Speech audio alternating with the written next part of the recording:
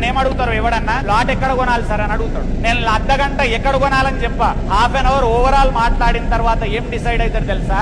నువ్వు చచ్చిపోయే లోపల ఎక్కడన్నా కొనుక్కొని చచ్చిపో, చచ్చే లోపల ఒకటి కొనుక్కో. ఇది చెప్తా నేను. ఎక్కడ కొనుడు కాదు మనం కొనేది. ఏం ప్లాట్? ఇన్వెస్ట్మెంట్ ప్లాటా, ఇల్లు కట్టుకునే ప్లాటా? ఇన్వెస్ట్మెంట్ ఎక్కడ కొంటే పెరుగుతుందో అక్కడ కొనేసేయాలి. మీకు రూల్ చెప్తున్నా, ఔటర్ రింగ్ రోడ్ నుంచి రీజనల్ రింగ్ రోడ్ మధ్యలో ఎమర్జింగ్ మార్కెట్ అంటారు, అక్కడ కొంటే పెరుగుతుంది. అది రూల్. అది ఎమర్జింగ్ మార్కెట్ అంటారని కూడా మీకు తెలియదు. ఎందుకు తెలియదు తెలుసా? మార్కెట్స్ ఏముంటాయో తెలియదు మీకు.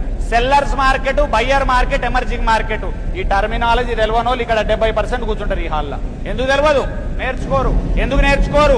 నాకంతా తెలుసని ఫీలింగ్ లో బతుకుతుంటారు. సెల్లర్ మార్కెట్ ఎక్కడుంది, బయ్యర్ మార్కెట్ ఎక్కడుంది, ఎమర్జింగ్ మార్కెట్ ఎక్కడుంది? సెల్లర్ల 10 ఏళ్లలో ఎంత మారుతుంది, బయ్యర్ల 10 ఏళ్లలో ఎంత అవుతుంది, ఎమర్జింగ్ లో 10 years ఎంత అవుతుంది? కస్టమర్ కి ఎక్స్ప్లెయిన్ చేస్తే కొనడానికి ముందుకు. నాకున్న హ్యాబిటే నన్ను కంఫర్టబుల్ పొజిషన్ లో ఉంచింది.